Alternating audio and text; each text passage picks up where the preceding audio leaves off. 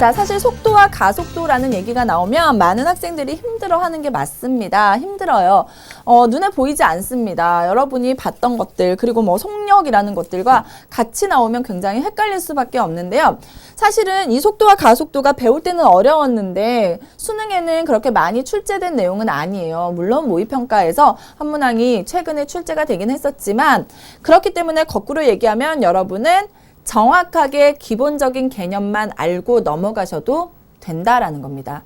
그래서 이 개념 강의에서는 여러분이 알고 있는 범위, 선생님이 알려주는 내용만 정확하게 알고 넘어가시고요. 그 다음에 수능 특강 가서 좀 더 쌓고 유형을 쌓고 그 다음에 실전 문제를 쌓아 놓으시면 거기 안에서만 실제로 수능에 나올 수밖에 없습니다. 속도와 가속도. 교육과정 해설서에는 이렇게 나와 있죠. 위치, 속도, 가속도 사이의 관계를 이용하여 수직선 위의 움직이는 점입니다. 수직선 위의 움직이는 점에 대해서 속도와 가속도와 관련된 문제를 도함수와 연결해서 해결하고 그리고 이를 통해 미분법이 실생활의 유용함을 인식하게 한다라고 되어 있는데요. 속도와 가속도라는 것 여러분이 사실은 정말 많이 사용을 하고 있습니다. 자동차를 타죠. 자동차를 타면 여러분은 운전은 아직 하지 않으니까 하지만 그런 얘기 많이 하죠. 뭐 아빠 밟아 뭐 이런 얘기 많이 하잖아요. 그리고 아빠 뭐 우리가 이거 차를 타고 가는데 서울에서 부산까지 가고 있어요. 얼마나 걸려? 라는 얘기 굉장히 많이 합니다. 그런 것들이 다 속도와 가속도에 관한 내용들이에요. 여러분 자동차를 보면 계기판이 있습니다. 계기판은 다들 한 번씩 보신 적이 있을 거예요. 계기판을 보면은 속력이 측정되는 기계가 있습니다. 본 적 있어요? 이렇게 동그랗게 생긴 기계. 그래서 속력이 0부터 시작해서 이렇게 돌아가죠.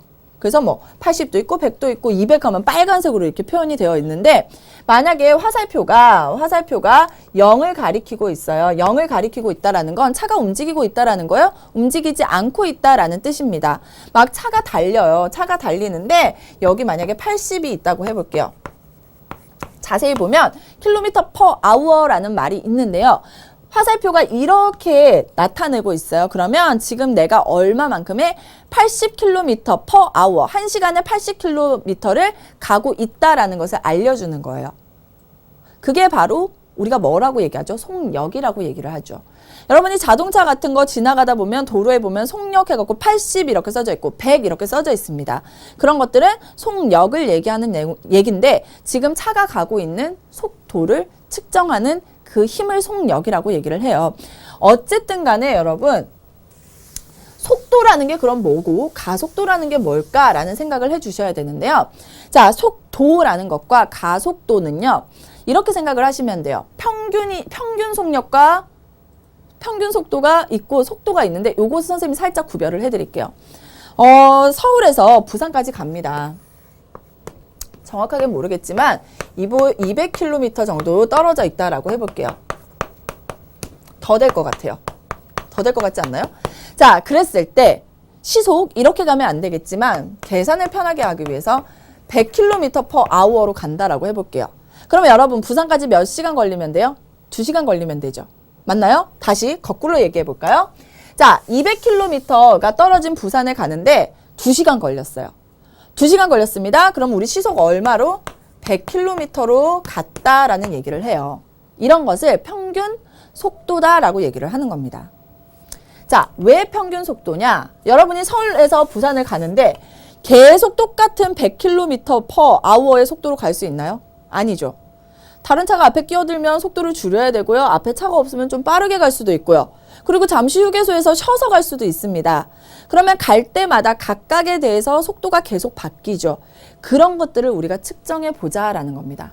즉 2시간이 걸렸어요. 그러면 이 100km per hour는 뭐가 되고 평균 속도가 될 거고 가는 길 내내 계속 계기판이 바뀌죠. 계기판이 막 왔다 갔다 할 거예요. 그때를 다 우리가 뭐라 그러냐면 속도다라고 얘기를 하는 겁니다. 자, 그런데 속도는요. 하나만 더 선생님이 설명을 해드릴게요. 속도는요. 또 쉽게 생각을 해볼게요. 제가 오늘 아침에 집에서 나왔죠. 집에서 나왔어요. 집에서 나와서 선생님 사무실이 있어요. 사무실에 잠깐 들렸습니다. 그랬다가 여기 EBS에 녹화를 하러 왔어요. 막 움직였죠. 이제 오늘은요, 집에 바로 갈 거예요. 오늘 날씨가 추우니까 집으로 바로 갈 거예요. 그러면 선생님 입장에서 위치를 한번 생각해 볼까요? 위치는 0이에요. 0. 오늘 집에서 갔다가 다시 집으로 왔죠. 움직였어요? 안 움직였어요? 움직이지 않았다라고 해서 위치가 나중에는 0이 되는 거예요. 자, 거기에서 이제 나오는 겁니다. 앞으로 가고 있죠. 앞으로 가고 있는 것과 그 다음에 EBS에서 다시 집으로 거꾸로 가는 게 나뉘어지는 거예요. 앞으로 가는 것과 뒤로 가는 것이 있죠. 이렇게 방향이 있습니다. 속도는 뭐가 있다? 이렇게 방향이 있습니다. 방향이 있는 것을 우리가 속도, 가속도라고 얘기를 하는 거예요. 하지만 제 입장에서는 힘들죠. 선생님 입장에서는 봐요. 집에서 사무실 갔다 사무실 가서 EBS 갔다 다시 집으로 갔어요. 엄청 많이 움직였죠. 분명히 움직인 게 있어요. 이런 것을 뭐라고 얘기를 하냐면 위치가 아니라 움직인 실제 거리라고 얘기를 하고요. 이럴 때의 속도를 잰 것을 속력이다라고 얘기를 해요. 그러니까 여러분이 이런 것들을 조금 구별하면서 계속 생각을 해 주셔야 돼요. 다시 쉽게 얘기할게요. 이거 말고 주차를 합니다. 주차를 하면은요. 이런 식으로 많이 하죠. 막 왔어요. 왔죠? 그래서 제일 멋있는 게 뭐예요? 후진 주차요. 뒤로 가죠. 뒤로 가죠. 그래서 주차를 딱 하는 거예요. 그러면 앞으로 왔다가 다시 뒤로 가요. 그래서 앞으로 갈 때, 뒤로 갈 때가 정해지죠. 앞으로 가는 것과 뒤로 가는 것, 방향이 있는 것을 뭐라 그래요? 속도 또는 위치라고 얘기를 한다고요. 아셨죠? 그런데 앞으로 갈 때, 뒤로 갈 때 계속 움직이고 있는 건 맞죠? 앞으로 움직이고 뒤로 움직이는 거예요. 그런 것들을 얘기할 때는 위치 변화량, 속력이라고 얘기를 한다고요. 이런 것들을 여러분이 계속 생각을 하면서 문제를 좀 해결을 해 주셨으면 좋겠고요. 자, 이제는 한번 생각을 해 보도록 하겠습니다. 거리가 변화한 것부터 시작해서 선생님이 속도를 좀 정의를 해 드리도록 할 텐데요. 자, 항상 우리는 어디서 생각한다? 수직선 위에서 생각을 하는 겁니다. 그리고 시간에 따라서 사람이 움직이고 있죠. 자, 처음에 있던 곳을 F0이라고 해볼게요. 움직이지 않았으니까. 그리고 마지막에 나중에 있던 곳을 FT라고 얘기를 해볼게요. FT라고 얘기를 해볼게요. 자, 그러면 어디 중간에 한 군데가 있어서 여러분 뒤로 여기를 FT라고 해볼게요. FT라고 얘기를 하고 중간에 움직일 거예요. 얼마만큼 움직일 거냐면 시간 델타 T만큼 움직일 겁니다.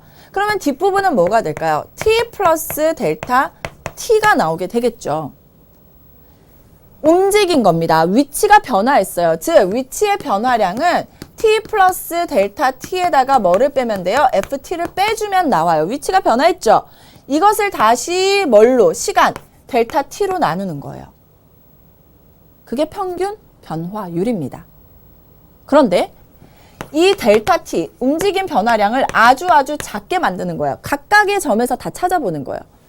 이것을 우리가 뭐라고 표현하죠? F'T라고 표현하죠. 맞습니까? 미분 계수에서 배웠습니다. 이것을 우리가 약속해서 뭐라고 얘기한다? T에서의 속도다라고 얘기를 하는 겁니다. 이해되셨나요? 선생님이 아까 서울에서 부산 간다고 했죠. 여기까지는 부산과 서울의 거리를 시간 2시간으로 나누면 평균 변화율이라는 거예요. 평균 속도. 그런데 델타 T를 0으로 보내는 순간 각각의 점에서의 속도가 나오죠. 이것을 우리가 속도, VT라고 얘기를 하는 겁니다. 아셨죠? 그래서 이렇게 속도를 정의를 하고 속도는 뭐가 있다? 방향성이 있습니다. 앞으로 갈 수도 있고 뒤로 갈 수도 있습니다. 앞으로 가는 걸 플러스라고 하면 뒤로 오는 것을 마이너스다라고 얘기를 하는 거예요. 자, 그러면 여러분 자동차를 살짝 다시 생각을 해볼게요. 속도를 구했어요. 자, 속도를 빠르게 하거나 속도를 느리게 할 수 있죠. 저는 운전을 해서 아는데요. 엑셀레이터라는 게 있습니다. 자동차에. 그러면 그 엑셀레이터를 밟으면 차가 빨리 가요. 엑셀레이터를 떼잖아요. 그럼 차가 천천히 가면서 쓸 수도 있습니다. 물론 브레이크를 밟아야 되겠지만. 자, 이 속도를 변하게 하는 것을 뭐라 그러냐면 가속도라고 얘기를 하고요. 엑셀레이터는 바로 가속 페달이다 라고 얘기를 해요. 무슨 얘기냐? 내가 50으로 가고 있는데 더 빨리 가고 있어요. 가고 싶어요. 속도가 50인데 더 빨리 가고 싶으면 엑셀레이터를 밟아요. 뭐냐? 가속을 주는 거죠. 무슨 얘기일까요? 속도를 변화하게 하는 겁니다.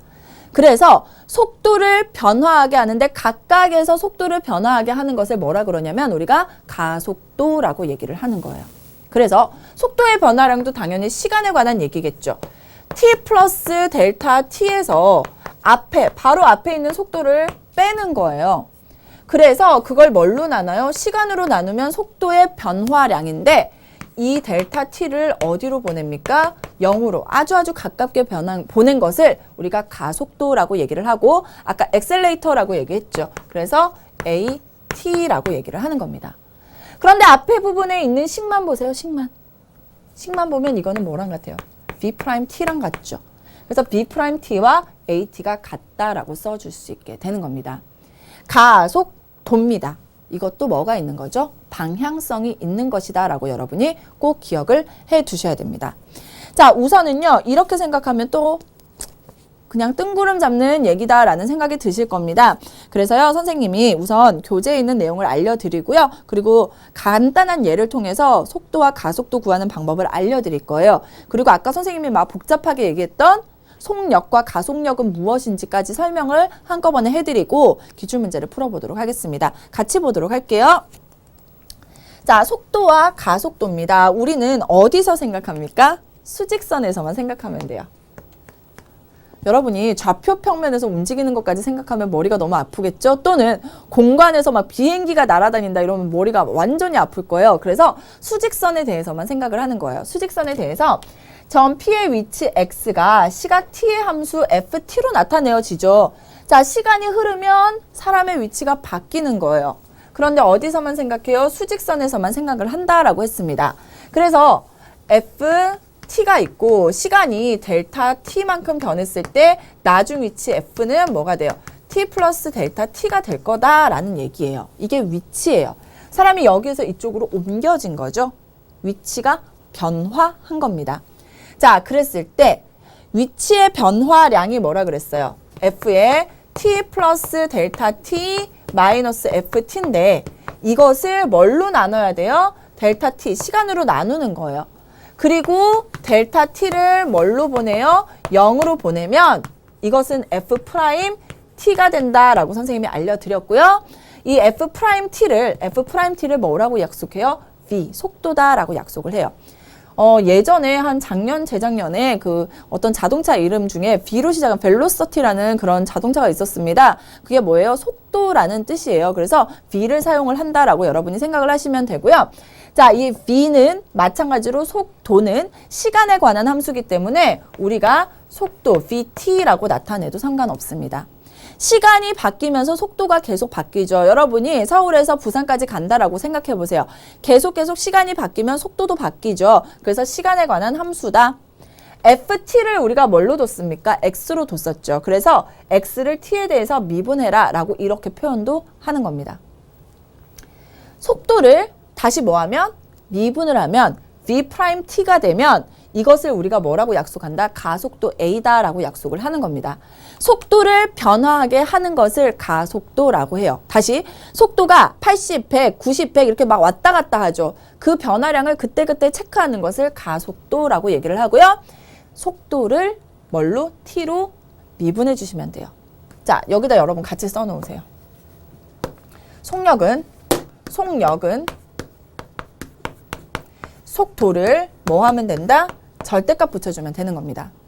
여러분 앞으로 가는데 내가 시속 한 10km로 굉장히 빠르겠지만 10km로 앞으로 가요. 뒤로도 10km 올 수 있죠. 둘 다 10km예요. 이런 것을 속력이라고 해요.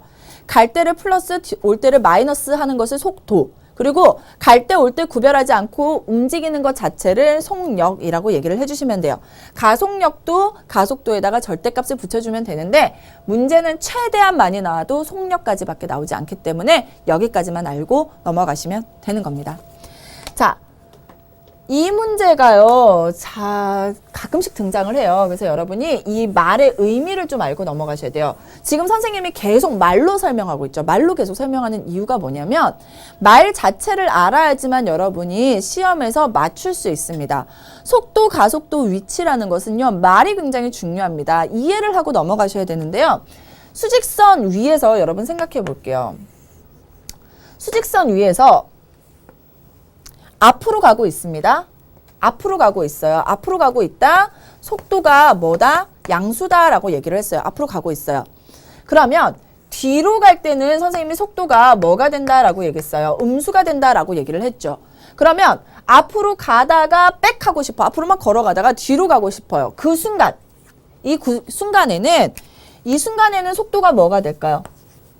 앞으로 가다가 내가 뒤로 가기로 마음 먹고 딱 뒤로 가기 그 바로 이 직전 속도가 뭐가 될까요? 0이 되겠죠. 맞나요? 즉 속도의 부호가 양수에서 음수로 바뀌는 그 점에서 우리는 운동 방향을 뭐 한다? 바꾼다라고 얘기를 해요.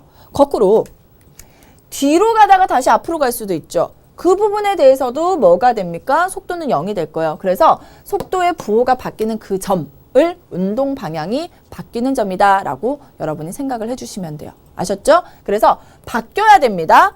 플러스에서 마이너스로 또는 마이너스에서 플러스로 바뀌는 그 0이 되는 그 점을 찾아주시면 돼요. 계속 0인 점을 찾는 게 아니라 바뀌는 점에서 찾아주시면 되고요. 다음, 서로 반대 방향으로 움직인다라는 것은요. 여러분 이런 얘기가 있을 거예요. 두 명이 있는 거예요. 하나는 앞으로 가고 하나는 뒤로 오고 있는 것을 뭐라 그래요? 서로 반대 방향으로 움직인다라고 얘기를 하죠. 자, 한 명이 앞으로 가고 있으면 한 명은 뒤로 오고 있습니다. 무슨 얘기입니까? 속도가 하나는 F'T는 뭐가 되고 양수면 다른 하나는 뭐여야 돼요? 음수여야지 속도가 하나는 앞으로 하나는 뒤로 오고 있다라고 얘기를 하겠죠. 즉 속도에 뭐가 다를 때 부호가 다를 때 두 물체는 서로 반대 방향으로 움직인다라고 얘기를 하는 겁니다.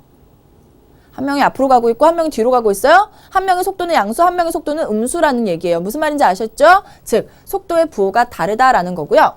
자, 속도를 나타낼 때 F'T, G'T라고 나타낸다고 했을 때 F'T가 0보다 크면 G'T가 0보다 작아요. 그게 속도의 부호가 다른 뜻이죠. 이럴 수도 있겠네요. F'T가 0보다 작으면 그러면 G'T는 뭐보다? 0보다 커야지 속도의 부호가 다른 거죠. 둘 중에 하나일 거예요. 이걸 한꺼번에 표현하면 뭐가 되죠? F'T와 G'T의 곱이 0보다 작다라고 표현해 줄 수 있나요? 그래서 속도 두 개를 계산해서 곱한 값이 0보다 작으면 속도 두 개의 부호가 다르다. 같은 말로 서로 반대 방향으로 움직인다라고 얘기를 하는 겁니다. 아셨나요? 요거 같이 기억하시고요. 이거는 속도에 대한 표현은 아닌데 요 말은 여러분이 좀 기억을 하시는 게 좋습니다. 사람이 가다가요. 선생님이 다시 뭐라 그랬어요? 다시 집으로 올 수 있다라고 얘기했죠. 집에서 나와서 다시 집으로 가요. 다시 원점을 지나게 되는 거죠. 원점을 지난다라는 것은 위치를 x라고 뒀을 때 x가 얼마가 됐다? 0이 됐다라는 거예요. 억울하죠. 하나도 안 움직이게 돼버린 거예요. 이 말은 다시 얘기하면 위치가 t에 관한 함수 ft라고 했는데 ft가 뭐가 되었다? 0이 되었다라는 것을 의미한다고요. 이런 여러 가지 표현 방법. 여러분 문제를 풀다 보면 이것 말고도 다른 표현 방법들이 나올 수도 있어요. 선생님이 밑에다가 조금 칸을 비워놨는데요. 나중에 수능 특강, 수능 완성할 때 다른 표현법 또는 모의평가에서 다른 표현법이 나오면 우리 그때그때 와서 다시 적어 놓을 거니까 우선 아는 것부터 하나하나 채워 나가시면 되는 겁니다. 선생님이 예를 좀 잠깐 들어드릴게요. 자, 위치를 x라고 했는데 x는 t에 관한 함수라고 얘기를 했죠. t가요. t제곱 플러스 3t 플러스 5라는 것으로 움직이고 있습니다. 움직이고 있을 때 문제가 t는 2에서 속도를 구하시오라는 문제가 나올 수 있어요. 해볼까요? 속도라는 것은 vt라고 했어요. vt는 f't를 의미하고 f't는 이 값을 미분해주면 돼요. 즉 2t 플러스 3이죠. 그런데 t가 얼마일 때 2일 때의 속도입니다. 즉 t 대신에 얼마를 대입해요? 2를 대입해요. 즉 t 대신에 2를 대입하면 2 곱하기 2 플러스 3이 되어서 t에서의 속도 뭐라고 표현할 거예요? v2는 얼마가 된다? 7이 나오게 된다라고 우리가 알 수 있게 되는 거예요. 속도가 계속 바뀝니다. t는 2에서의 속도만 할 수 있나요? t는 3에서 속도는 얼마가 될까요? 그러면 v3이 되겠죠. t 대신에 3 대입할까요? 3 대입하면 3 곱하기 2 하면 6. 6 플러스 3이면 얼마가 돼요? 9가 되는 거예요. 여러분 무슨 말이냐면 2초가 됐을 때 속도를 딱 측정했더니 7로 가고 있는 거고 그 다음 1초 뒤에 3초가 됐을 때 속도를 재봤더니 9가 돼. 더 빨리 가고 있었다라는 거죠. 사람이 점점 빠르게 가고 있다라는 것을 우리가 알 수 있게 된다라는 거예요. 자, 그러면 속도가 빨라졌다라는 것은 가속이 붙었다라는 얘기죠. 가속도 한번 구해보도록 할게요. 자, 속도가 vt인데 vt가 2t 플러스 3이었습니다. 2t 플러스 3이었는데요. 그러면 가속도는 어떻게 되죠? at라고 해볼까요? at는 v't를 의미하고 미분하면 얼마예요? 2죠. 미분하면 0이에요. 그래서 가속도는 바로 얼마가 나온다? 2가 나온다라는 뜻이에요. 즉 7이죠. 1초 만에 이만큼 증가한 거예요. 그러면 t가 4가 되면 자동으로 뭐가 될까요? 11이 되겠죠. 이렇게 속도가 빠르게 증가하고 있어요. 얼마만큼씩? 1초에 이만큼씩. 이것을 우리가 가속도라고 얘기를 하는 겁니다. 선생님, 가속도는요, 왜 숫자 하나예요? 숫자 하나로 나올 수도 있어요. 가속이 일정하게 증가할 때는 이렇게 숫자 하나로 나올 수도 있고요. 또 시간에 관한 함수로 바뀔 수도 있습니다. 이런 여러 가지들을 여러분이 계속 보면서 생각을 해주시면 되는 거예요. 됐나요? 자, 조금 어렵죠. 그래도 여러분이 속도, 가속도 그냥 식만 정확하게 기억하시고 이 여러 가지 표현 방법들은 나올 때마다 기억을 해두시면 여러분 충분히 이해 가능하실 겁니다.